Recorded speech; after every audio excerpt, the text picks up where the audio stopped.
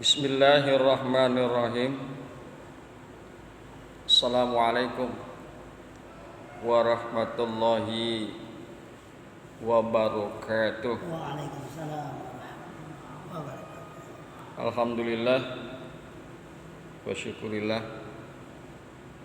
bahwa pagi hari ini kita dapat berjumpa kembali melanjutkan apa yang menjadi taklim kita. Kita akan bahas Nasoihul Ibad. Kemarin kita sudah bahas sampai makalah yang ke-18. Sebagian kita sudah bahas. Dikemukakan kila mantaro kazunuba raqqa qalbuhu. Barang siapa yang meninggalkan dosa, barang siapa yang meninggalkan dosa, tidak melakukan perbuatan dosa, raqqa qalbuhu, maka lunak hatinya menjadi lunak. Raqqa qalbuhu, maka hatinya menjadi lunak. Wa man tarakal haram wa akalal halala saffat fikratuhu. Dan barang siapa yang meninggalkan keharaman, tidak melakukan pekerjaan atau kegiatan-kegiatan yang haram, wa akalal halala, dan dia memakan yang halal. Tidaklah dia memakan kecuali memakan yang halal. Saffat fikratuhu, maka bersih pikirannya. Ya, jadi ini akan menjadi motivasi kita, akan menjadi motivasi kita dalam rangka melunakkan hati. Kalau memang pengen hatinya menjadi lunak, maka harus meninggalkan dosa, tidak melakukan aktivitas dosa. Kemudian kalau memang pikirannya pengen bersih, pikirannya pengen sehat, akal sehat, maka hendaklah dia menjauhkan keharaman dan memakan perkara yang halal. Jadi kalau kita menemukan seseorang atau sekelompok orang yang tidak menggunakan akal sehat, tidak memiliki akal sehat, badannya sih sehat secara jasmani, jasadiahnya sehat, ya, otaknya juga sehat, tapi pikirannya kagak bersih, maka dimungkinkan bahwa orang tersebut doyan makan yang haram, doyan mengerjakan yang haram. Sekarang ini banyak ini Kong, orang-orang yang akalnya tidak sehat. Maka sering kalau kita ketemu tuh di media sosial, gunakan akal sehat. Ya, karena banyak sekarang orang yang tidak memiliki akal sehat.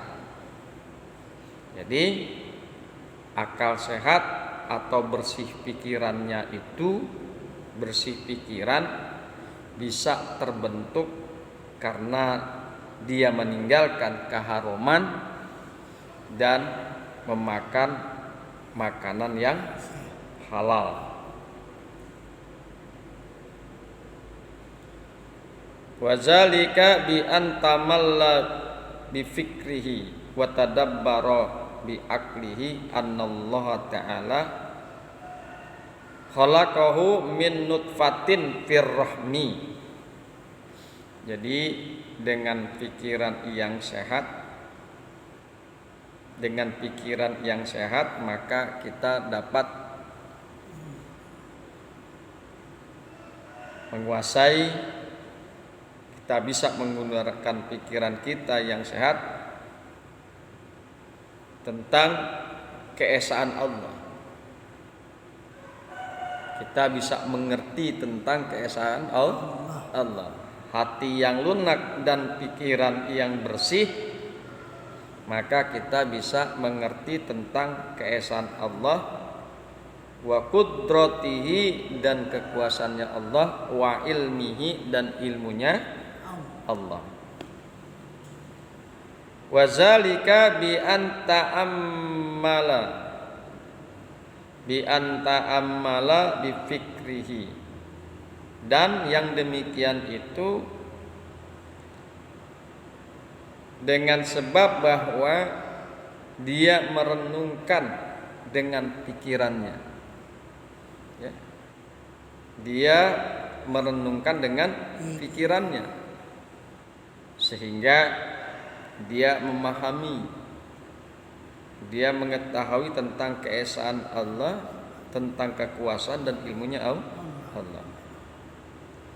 Wa tadabbara bi aqlihi, dan dia bertadabur, memperhatikan dengan cara seksama, bi aqlihi, dengan akalnya. Akalnya dijadikan alat untuk bertadabur.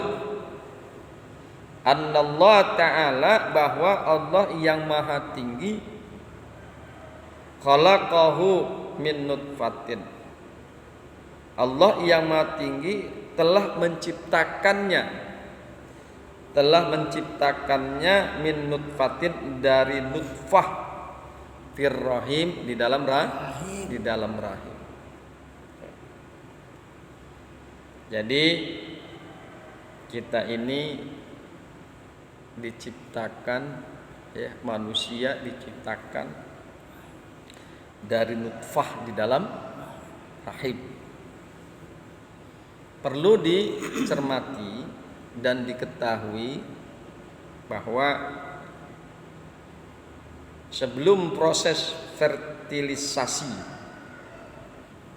jadi ini kita akan coba sedikit menyinggung embriologi atau biologi dalam rangka penciptaan manusia.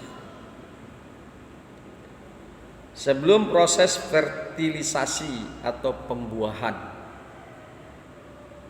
ya, sebelum proses pembuahan terjadi, 250 juta sperma terpancar dari laki-laki pada satu waktu dan menuju sel telur. Jadi sperma kita paham, ya. Jadi ketika kita berhubungan suami istri, ya, berhubungan, maka keluar tuh kalau yang kita sebut dengan air mani. Nah, di dalamnya ada kira-kira 250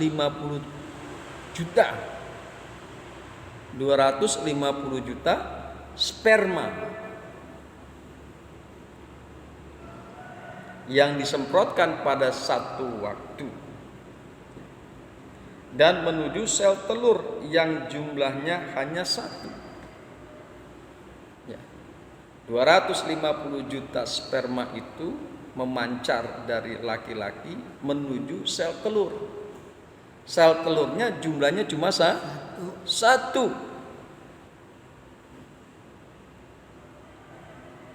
Ya. Sel telur yang jumlahnya hanya satu setiap siklusnya. Kemudian hanya 1.000 dari 250 juta sperma yang berhasil mencapai sel telur. Enggak semuanya sperma itu bisa mencapai sel telur. Dari 250 juta sperma hanya 1.000. Bayangin Pak. Hanya 1.000. Hanya 1.000 yang berhasil mencapai sel telur. Berarti banyak sekali itu. Bayangin 250 juta sekali kita memancarkan.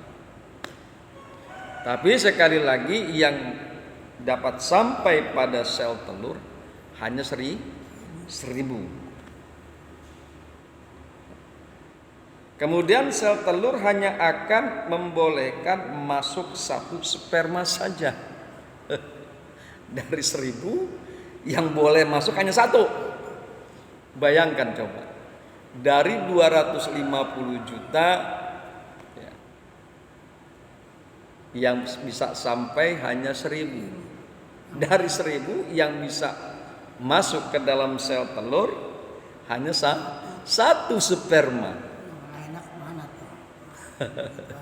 Hanya satu sperma. Lu punya urusan atau? Coba kita bayangkan kekuasaan Allah. Setelah masuk dan terjadi pembuahan,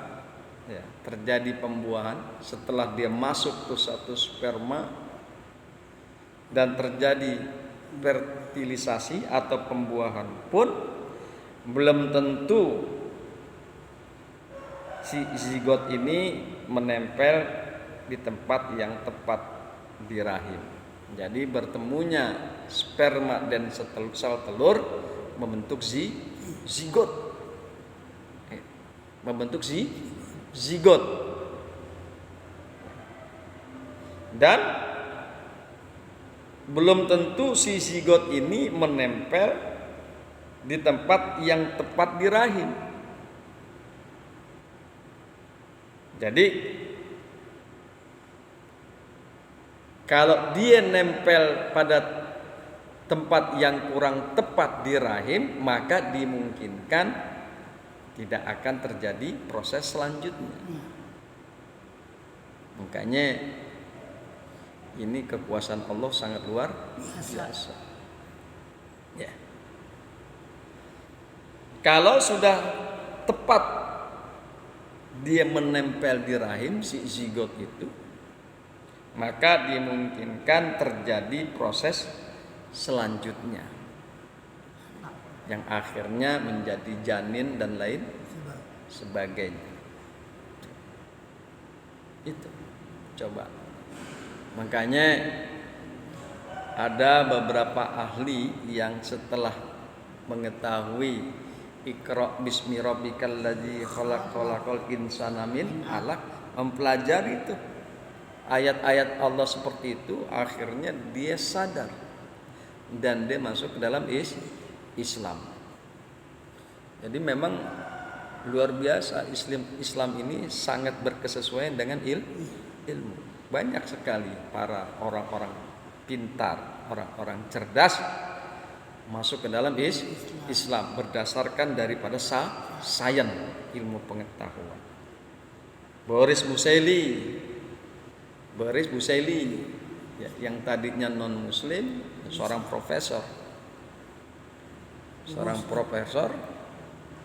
dia akhirnya masuk ke dalam Islam. Ya. Jadi kalau sudah tepat si zigot itu menempel di rahim, maka dimungkinkan terjadi proses selanjutnya, yaitu proses menjadi janin, proses segumpal darah, kemudian menjadi janin dan lain sebagainya, yang akhirnya keluarlah bayi. Bismillahirrahmanirrahim. Faja'alaha alaqatan summa mudghatan. Maka Allah menjadikannya, Allah lalu menjadikan nutfah segumpal darah. Alaqatan, Allah jadikan segumpal darah, summa mudghatan, kemudian segumpal daging. Kemudian segumpal daging. Jadi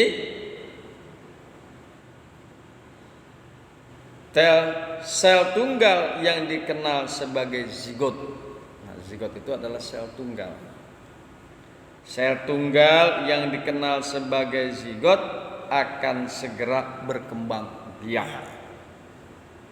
Ya, akan segera berkembang biak dengan membelah diri hingga akhirnya menjadi segumpal daging.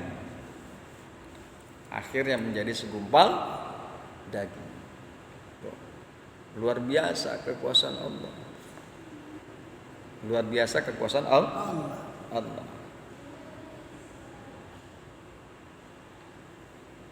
Faja'alaha alaqatan, lalu Allah menjadikan nutfah segumpal darah, summa mudghatan, kemudian segumpal daging. Summa khalaqa minha lahman wa azman wa uruqan. Kemudian Allah menciptakan darinya, Allah jadikan darinya lahman, daging, wa azman, dan tulang, wa uruqan, dan urat, wa a'saban, dan urat-urat saraf, wa syaqqa laha sam'an wa basaran. Kemudian Allah membelahkan bagi segumpal daging, ya, Allah belah bagi segumpal daging, maka terbentuklah sam'an, pendengaran dan penglihatan, wa a'doan, dan beberapa anggota. Jadi dari segumpal daging itu maka dibelah. Ada yang menjadi telinga, ada yang jadi mata, dan anggota badan yang lain, tangan, kaki, hidung, mulut. Demikian. Summa sahallal khuruja lil janin min batni ummihi. Kemudian Allah memudahkan keluar bagi janin dari perut ibunya. Dimudahkan Allah. Bayangin coba, anak itu kan ada yang beratnya 2,8 kilo, betul kan? Ada yang 3,2, bahkan ada yang 4 kilo. Bayangin coba, lubang pengeluaran janin kan kecil, ya kan? Lubang pengeluaran janin itu kecil, tapi Allah memudahkan keluarnya bayi yang 4 kilo itu keluar dari lubang yang kecil. Bayangin coba, ya kan? Kuasa Allah dimudahkan. Atau kita balik deh, kita masukin daging 4 kilo dari luar, dari lubang keluar si janin. Kira-kira bisa kagak? Kagak. Yang ada emak kita ngejerit karena sakit. Karena sakit, dimasukkan dari luar melalui lubang pengeluaran janin daging 4 kilo, atau enggak usah deh 2 kilo deh katakan. Jerit-jerit kagak? Jerit-jerit. Tapi dengan kekuasaan Allah bayi, ya, janin di sini nyebutnya janin. Summa sahalal khuruja lil janin min batni ummihi. Dengan kekuasaan Allah, Allah mengeluarkan, Allah memudahkan keluar bagi janin min batni ummihi, dari perut ibunya. Nah, jadi kalau pikiran kita sehat, pikiran kita bersih, maka dari peristiwa ini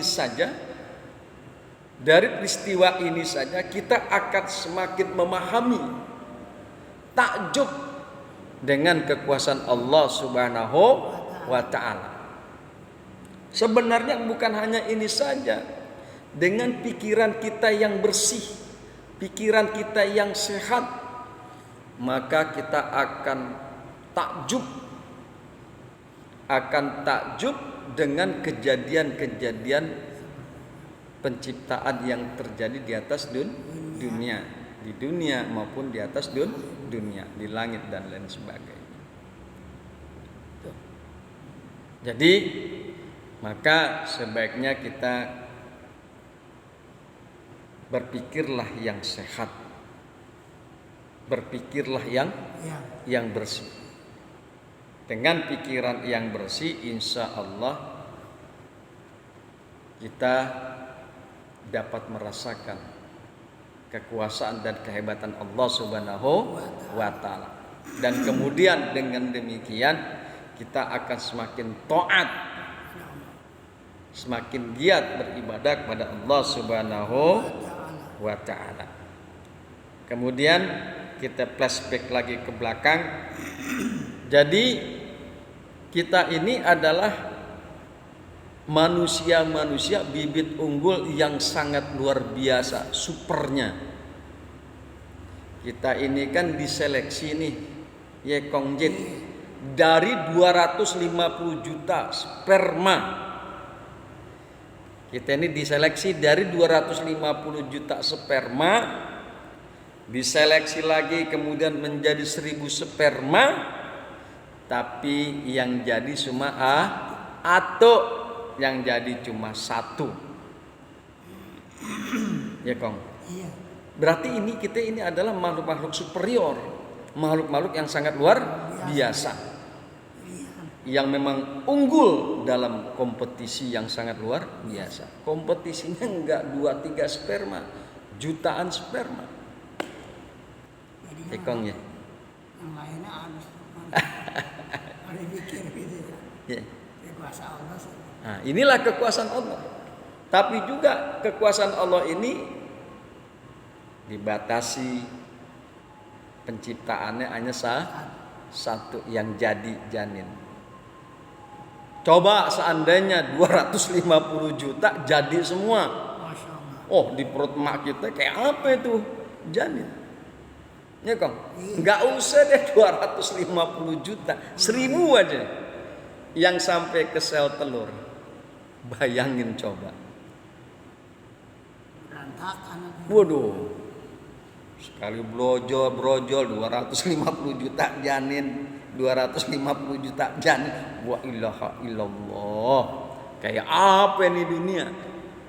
Tapi dengan hikmah dan kebijakan dari Allah Subhanahu wa ta'ala, hikmah dan kebijaksanaan dari Allah Subhanahu wa ta'ala berkaitan dengan kemaslahatan umat manusia dan kemaslahatan kehidupan, maka Allah jadikan hanya satu.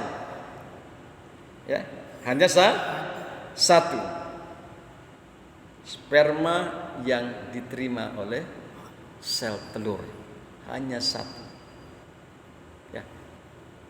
Jadi sekali lagi yuk kita gunakan akal sehat dan akal yang bersih.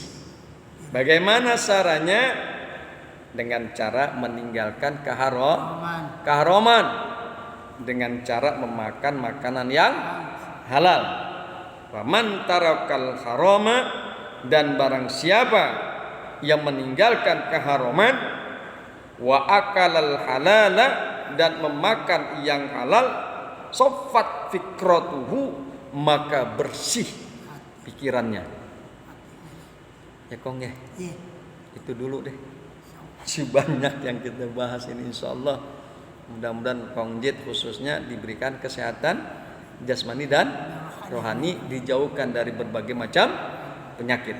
Subhanakallahumma wa bihamdika asyhadu an la ilaha illa anta astaghfiruka wa atubu ilaik.